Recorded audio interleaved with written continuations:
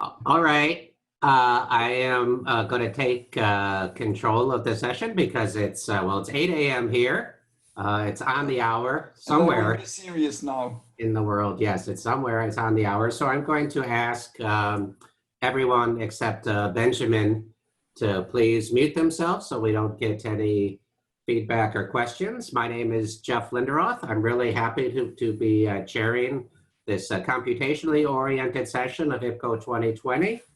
We have 3 fabulous talks for you. For those of you who haven't been able to attend too many sessions, the rules of the engagement for the session are as follows. If you have a question that you want to have answered, you can do one of 2 things. Ideally, you can type it into the Zoom chat and I'll keep my eye out for that. You can also raise your hand in Zoom and I will be able to recognize you and potentially call on you as well. I think that's all I think those are the rules that I need to tell you right now.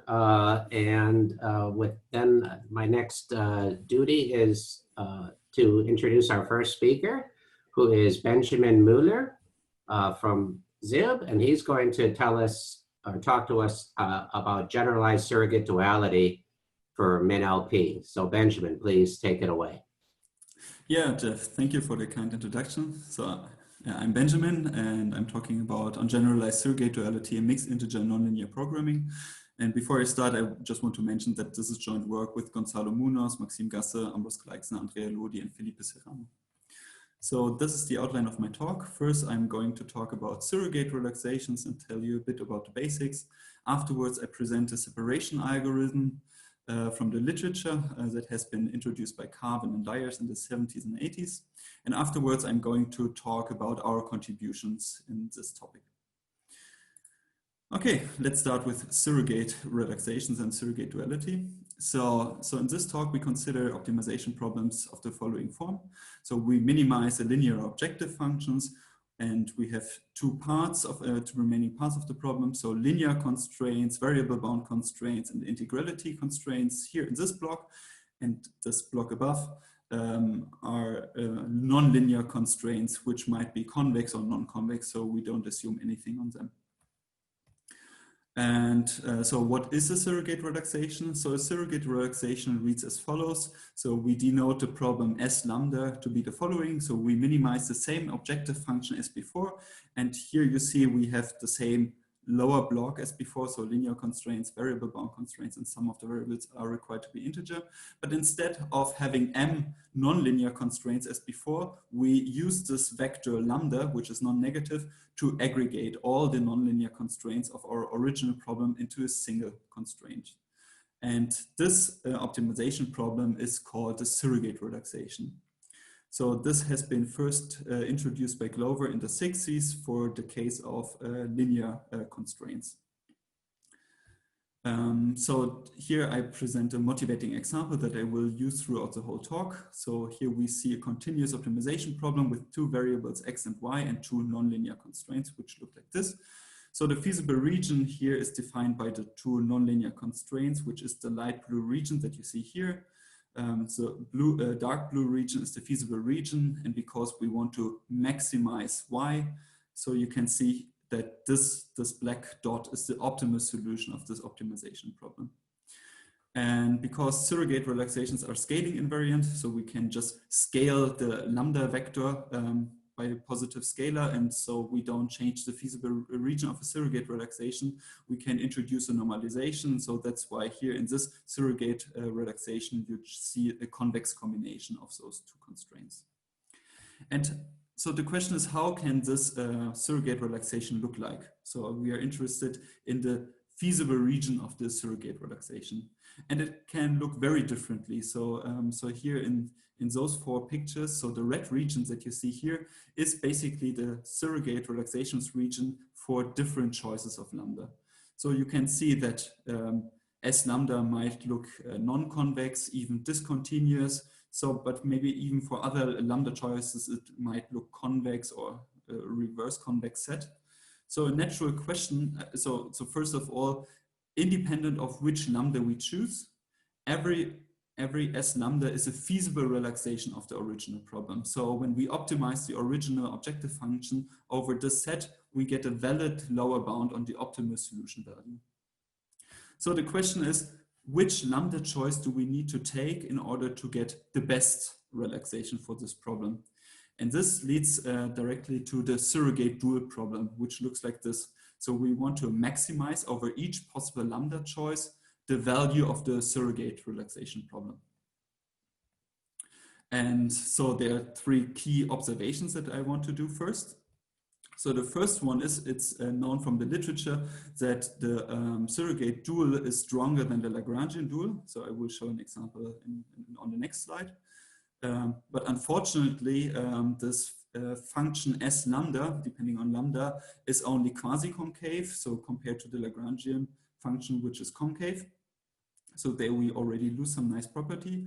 And also this function S lambda might be even discontinuous. So when we, for the motivating example that I introduced before, when we plot the Lagrangian function and the surrogate function, then it looks like this.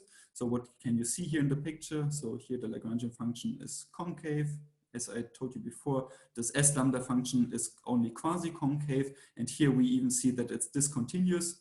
And because we want to have the best possible lower bound, so the lower bound should be as high as possible, you can see here, like from the distance here, that the surrogate relaxation will give us better dual bounds than the Lagrangian relaxation.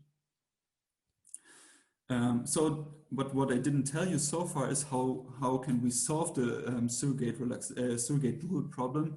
And this has been done by Carvin and Dyers in the 1780s. They introduced the following separation algorithm. So first, again, the goal is to solve the surrogate dual problem to global optimality. And so here's the intuition how we can do it. So let's suppose we have a feasible solution X star for S lambda for fixed lambdas that we consider so far. So the question is, can we change this lambda to a lambda star so that the point that we have seen in a previous iteration is now infeasible? So that's the whole idea of the separation algorithm. And basically it looks like this when you illustrate it.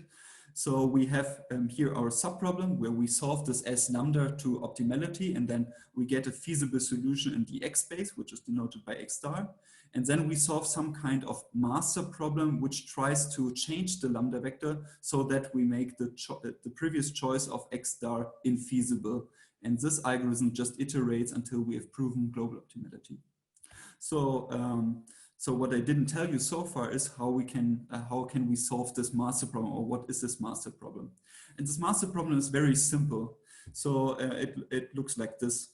So here, those two types of constraints you can ignore. Those are just imposed because of the scaling invariant. So this is just some normalization that we add. So let's have a closer look to those constraints and to those variables. So the master problem consists of two types of variables. So the lambda vector, so the aggregation vector that we want to find, and a psi. And what you can see here is, as I told you, we want to make X star infeasible. So we want that this sum, the lambda j's times the xj of X star, should be strictly greater than 0, because remember the original constraint was a lesser or equal than 0 constraint. So we want this to be strictly greater than 0. And and this is how we bring the psi into play. So we want to maximize the violation of all the points that we have so far seen in the algorithm. So every time we solve our subproblem S lambda, we get a point X star, and this X star will be added to the set X that you see here on the right hand side. So let's consider an example how this look like. So in the beginning, we have not seen any points so far. So it's basically a random choice what lambda vector we get. So let's suppose in the first iteration we see this lambda vector from the master problem 0, 1, which means that in the subproblem we now will consider fully the first constraint and we will completely ignore the second constraint. So when we optimize, so remember we maximize y, we might get this point here at the top. In the next iteration we need to make this point infeasible. So one obvious choice is to completely ignore this first constraint and to fully take the second constraint, and then we might get a point here. So now in the third iteration, something more interesting happens, because now the master problem needs to make this point and this point infeasible. So we might get in the third iteration this surrogate relaxation. And now you can already see that the dual bound that we get is way closer, way closer to the true optimum of this optimization problem. And now this, this procedure iterates. So we're getting closer and closer to the true optimum. But see here, like that the feasible region of the relaxation is about to enter the box, which is defined by the variable bound constraints. And so in two more iterations, we see that actually the optimal solution jumps from here to here. So we couldn't really approach the true optimum so far. And then it will take a couple of more iterations, but we can't get closer to the optimum and the algorithm terminates. So, so here, this is how it would look like. So this dB, those are the best dual bounds that we have seen so far. And the psi are the optimal psi values of the master problems, which will converge to 0 in the algorithm. And so one thing to notice is that the best dual bound encountered, of course, it's a monotone function, but keep in mind that this S lambdas, when we track the S lambda values in each iteration, this is not monotone, as we have seen it here in this example, because at some point it might jump. And this jumping actually corresponds to the discontinuity that I've shown you in the very beginning of the talk. So now I'm going to start talk about our computational and our conceptual improvements. So first, our computational improvements. So when you want to make use of surrogate relaxations practice, then this first point is already the most important thing that you need to do. So instead of only taking the linear constraints of the original formulation, you want to use the refined MIP relaxations. So this, what I mean by that is the LP relaxation that has been created after you processed completely the root node, for example. So without using this, surrogate relaxations will not lead to any useful dual bound. So this is really a major step in making surrogate relaxations practical. So as I already said before, like you have observed that the S lambda values, like the dual bounds that we get in every iteration, they are not monotone. And you might think of adding some kind of dual objective cutoff in order to make it monotone. But this is not really helpful, because you will really decrease the degeneracy of your subproblems, and then your subproblems are incredibly much harder to solve. So this is no way to enforce that the dual bounds are monotonely increasing. So an alternative way, which works much better, is the early termination of the subproblem. So during the algorithm, at each point, we have already given a dual bound, proven dual bound of the previous iterations. And every time we solve the subproblem and we find a primal solution to the subproblem, which is below the dual bound, then we directly know that we can stop solving the subproblem, because the subproblem will not lead to a better dual bound for the overall problem. So now I'm talking more about our conceptual improvements. So the main idea is here, instead of only considering one aggregation, we consider k aggregations. So this is kind of the generalization that we propose. So this type of generalization has been already studied in the literature, but in the literature, no one could find an algorithm how to solve the corresponding generalized surrogate dual problem, which will I tell you in the following slides. So when we go for one aggregations to k aggregations, so there are some consequences. So the first one is that you can imagine that solving the surrogate relaxations become computationally much harder, because instead of only one aggregation constraint, we have k aggregation constraints, which introduce more complexity to the subproblems. Unfortunately, also the surrogate function is no longer quasi-concave, so we also lose this property. But as I've already mentioned, we could successfully adapt the separation algorithm that I've shown you before for this generalization. And last but not least, this I will show you with the computational result, but the relaxation quality is much better than for the case for k equals 1.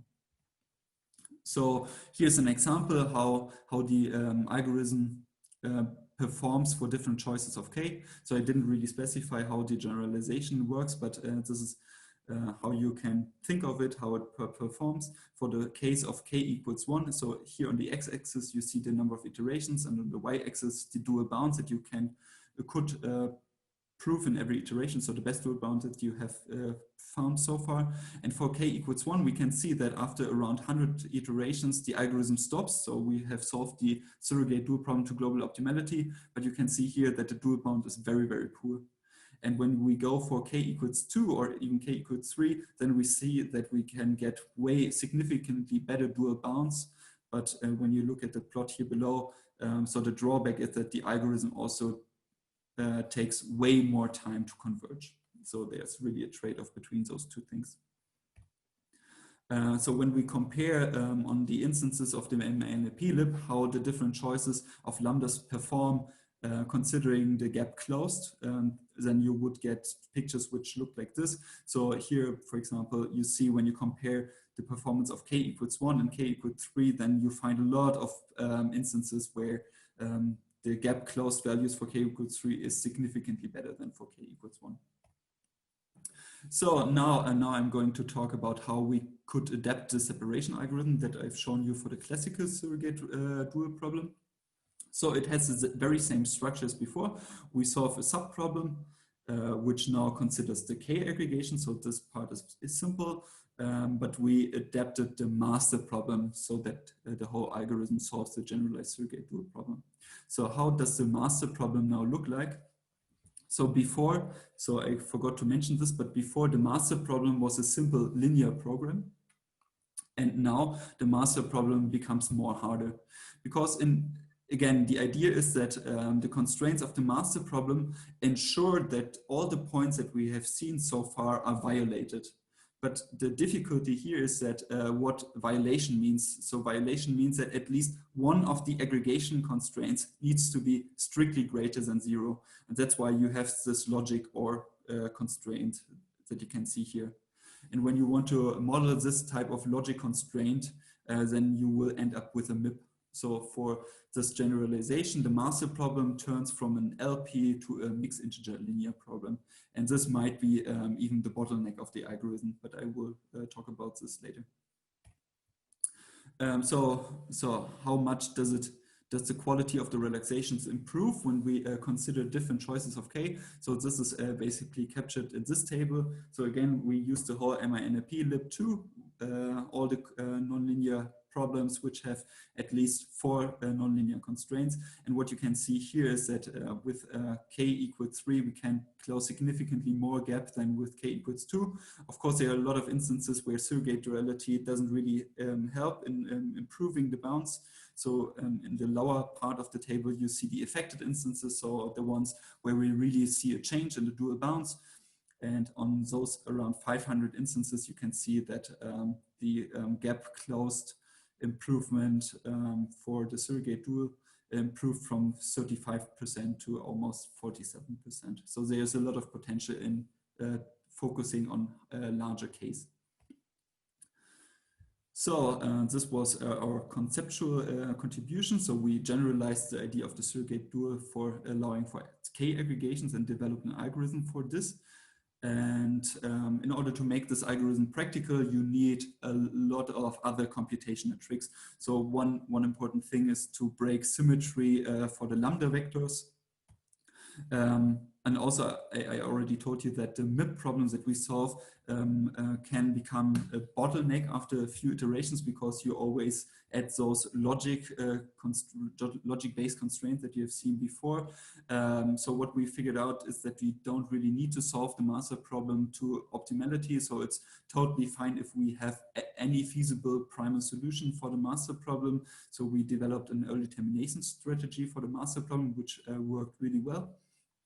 And still the most important thing to make the algorithm practical was to add some kind of stabilization method. So we worked on the support and trust region stabilization, which is now visualized or motivated on this problem. So again, we take the same problem as before. And here on the left-hand side, what you can see is the performance of the algorithm when we use this stabilization methods. And what you can see is that we get really quickly a very good dual bound after very few iterations. And so what you can see here in this bottom picture is basically the support of the lambdas vectors, and so you can't, maybe you don't really see it well, but what you can see here is that because of the stabilization, we can exploit the feasible region in the lambda space like in a way more structured way compared to a vanilla version of the separation algorithm, which more or less like only randomly improves, and after a lot more iterations, the dual bound is significantly worse than with our trust region and support stabilization. So another important step to make to really get good dual bounds is this last idea for setting an optimistic target dual bound. So I already talked about how we can early terminate those subproblems. And the idea here is that we already use the dual bound that we have learned in previous iterations, but the whole thing would also work if you just set any dual bound. So it doesn't really matter so which dual bound, you can just choose any. And still this early termination of the subproblem would still work. So what we have done in our computation experiments is the following. So we run default skip for 3 hours on problems. And then we collected all the instances that could not solve by skip within those 3 hours. And we set a target dual bound value, which basically aims for closing 20% of the remaining gap. So this is how we set up this target dual bound value. And when we let our algorithm run, then we see that on average, on those 200 instances, we see an average reduction, a root gap reduction by a factor of 2, like from 280% to 140%, which basically shows you that the generalized surrogate duality and using the algorithm can really lead to significantly better dual bounds. And we also have seen like some groups or subsets of instances where we get consistently better results than, for example, LP-based branch and bound algorithms. So let me quickly summarize my talk and give you some possible future work directions. So the main takeaway messages of my talk are the following. So first of all, you should remember that surrogate relaxations can really lead to strong dual bounds. And in our work, we developed the first algorithm to solve a generalized surrogate dual problem, which allows for multiple aggregation constraints. But in order to make this practical, we developed several computation enhancements.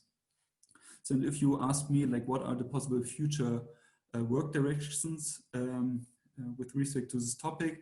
So I would think of the following two points. So the first one is, a natural question is, can we make or can we develop a solver which, instead of solving an LP relaxation, each branch and bound node solves a surrogate-based relaxation? So, and the two things that I want to highlight here is the first thing that in the algorithm we construct the set X that I've explained before. And the very nice thing here is that when you decompose your problem in the branching steps into two subproblems, then you can actually use the points that you have generated in the parent node in the child node in the children. So, and this would allow you some kind of warm start strategy. So how you could like really warm start those problems in the subnodes. And also one really crucial thing for making a surrogate branch and bound solver practical would be to also reuse the good support that we have seen in the parent node. So because at some point you have found a lambda vector which will imply the best dual bounds that you have found in this node, and so it will hopefully have a sparse support, and this support basically you want to use also in the child nodes as like a start support. So this would fit very well into this stabilization idea that we've developed. So this would be one direction that I see, and the other direction would be something like surrogate-based propagation. So, so you could still argue that solving a surrogate or using the separation algorithm in every branch and bound node would be way too expensive. So I more or less agree. But what you could do is that you could try to solve those types of problems in your root node. So this is inspired by optimization-based bound tightening. So you solve for a variable xi, you want to minimize and maximize it in order to get tighter variable bounds. But instead of doing it over a linear programming relaxation of your problem, you use the surrogate relaxation here. And then you can use the separation algorithm that we've developed in order to solve this type of problem to global optimality. And once you have done this in the root node, what you then can do is you can take the aggregation constraints that we have constructed now by using the optimal choices of the lambda vector and use those aggregation constraints for example in propagation in a local node of the tree search. So this would be very similar to the Lagrangian variable bounds idea, which has been introduced by Gleixner and Beltgen. Okay, and with this, I want to conclude my talk and thank you for your introduction, for your attention.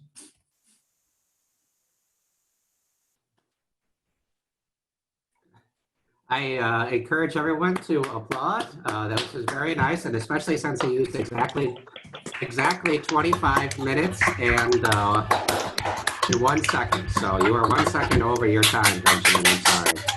I'm sorry. So are there any questions in the? I don't see any in the chat. You want to raise your hand? If not, I actually have a question about. Oh, we have a question from Minardi. Would you like to unmute yourself and ask? Okay. Yeah, Benjamin, very good presentation. So I have 2 questions. So one is, how do you decide the values of lambda in the first iteration? Initially, how do you decide the value of lambdas in K aggregation constraint? So we don't really so we try to develop some initial strategy for like not starting with 0 as a lambda choice, but to be honest, back then in our experiments, it didn't really help to improve the performance of the solver. So warm starting from a good lambda choice is not really the way to go to really improve the performance of the solver. And that's also why I think in the future work direction, it's much more important to not focus on the initial lambda choice, but really to make use of the points that you have constructed in previous iterations. So does this answer your question? Yes. Thank you. And second question is, when in your K aggregation problem, when you are solving a MIP for finding in your separation problem, when you are finding lambdas to find the next aggregation constant that cuts off the previous solution, yes, this one. Do you think that these can be solved, sequentially as LP? So as soon as we find the one in which this point is cut, we need not solve the remaining ones. I don't know. Yeah, so we actually spent a lot of time improving this part of the algorithm, like solving those master problems faster. So as long as as the number of points is small, so basically you just can solve like a sequence of LPs to solve this kind of mixed integer program. But it didn't really work out in the very end. So I think it makes more sense to solve this problem as a MIP, because then you would also make use of different components of a modern MIP solver, for example, symmetry breaking constraints and stuff like that. So with that, it worked much better than with aiming for like solving a sequence of linear programs, for example. Okay, because I was thinking in that case, we can also use LP warm start, because in the next LP, it will be just one additional constraint if the first one did not give us a valid cut. Maybe. Okay, no problem. Right, thank you, Minardi. Thank you. Thank you. Yep. Any other questions? We only have 1 more minute for questions. I think I will ask my question of Benjamin in the afterwards, and hopefully you'll come to Slack or in the social part. I will reserve my question then, because I found this work extremely interesting. So let's again, 1 more round of applause for Benjamin, at least virtual applause. It was a very nice talk.